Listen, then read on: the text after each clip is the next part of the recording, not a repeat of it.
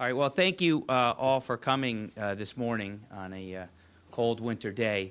I want to first thank the folks at my sister's place for allowing us to be here today. I think it's much more important that we talk about this issue in the community so people can see what's really happening and the exciting things that are happening in the areas of supportive housing and homelessness rather than in sort of a plain vanilla room at the Capitol.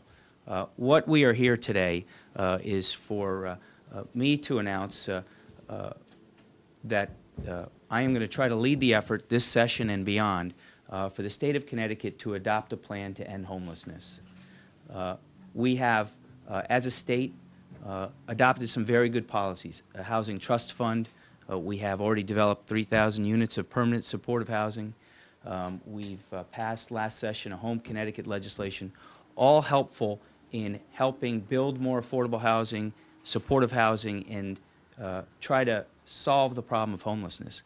What we have failed to do, however, as a state, is take the issue of housing and raise it to the level that it needs to be brought to, and to make the commitment as a state that we will end homelessness.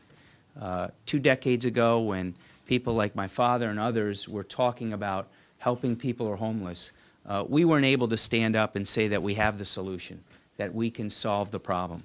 Today we can. Today we know we can end homelessness, and we can do that through permanent supportive housing by connecting support services and housing.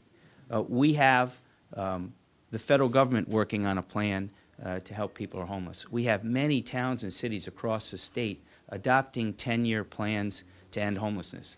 The state has not made that commitment. And we need to do it, and we need to do it now.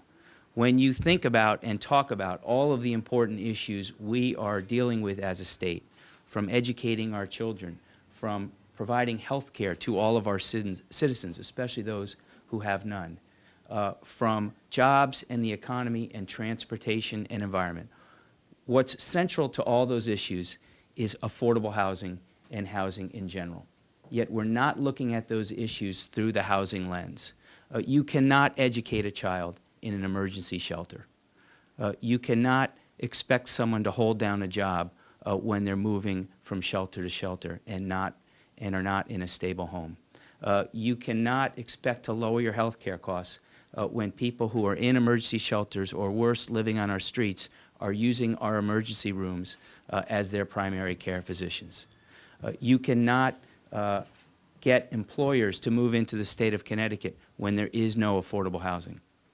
Every single issue we deal with, housing is at the key to all of it.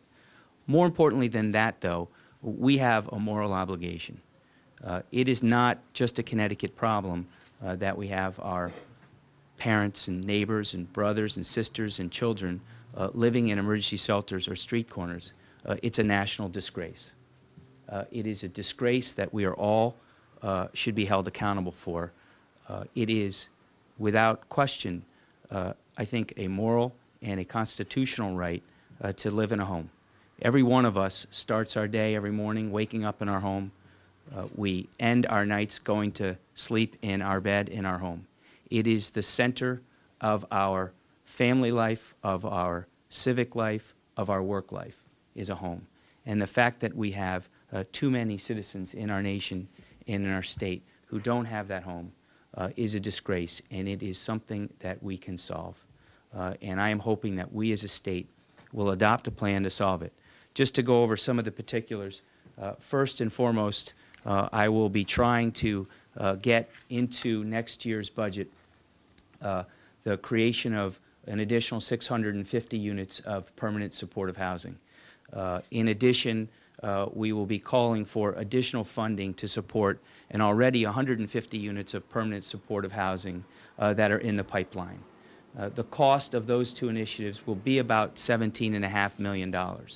We need about $420,000 for services through DSS for the 150 units that are already in the pipeline.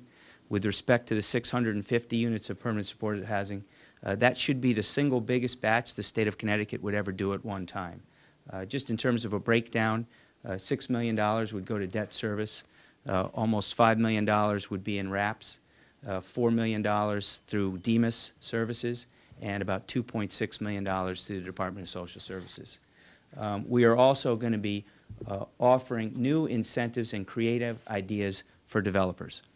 One of the reasons why this is such a critical issue now, in December of 2007, is we are seeing exciting things happening in the real world. We're seeing for-profit developers and nonprofit social service providers combining to bring affordable housing and supportive housing to our communities. There is even a developer in Bridgeport without any funding through or commitment through the state of Connecticut who has set aside a percentage of a development for supportive housing and affordable housing. We are seeing in a round of the last two rounds of the Next Steps program, we saw as many as 535 supportive housing units not built because of a lack of state funding, a lack of commitment by the state of Connecticut. Last month, over 35 organizations applied for some 750 units of supportive housing, 500 of which can't be developed because of a lack of commitment by the state of Connecticut. The development community is out there ready, willing, and able to develop permanent supportive housing and affordable housing. The nonprofit service provider community is out there ready, willing, and able, better than ever, to provide the support services.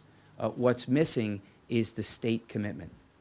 And it must be a long-term commitment so developers will know and be assured that when they follow through with a development, those dollars will be there for the affordable housing piece, for the permanent supportive housing piece. We need to be more creative in our thinking as well.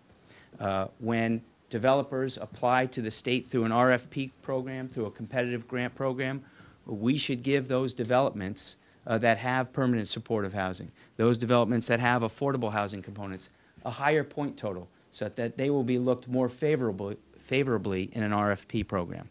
We should also require set-asides.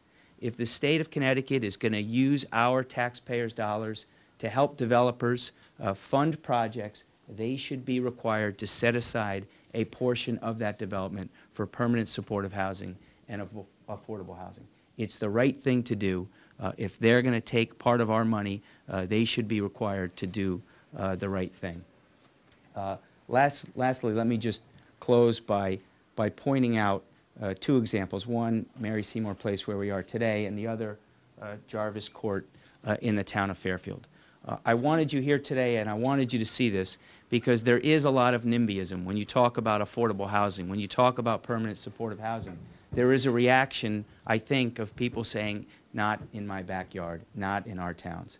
This is what we're talking about.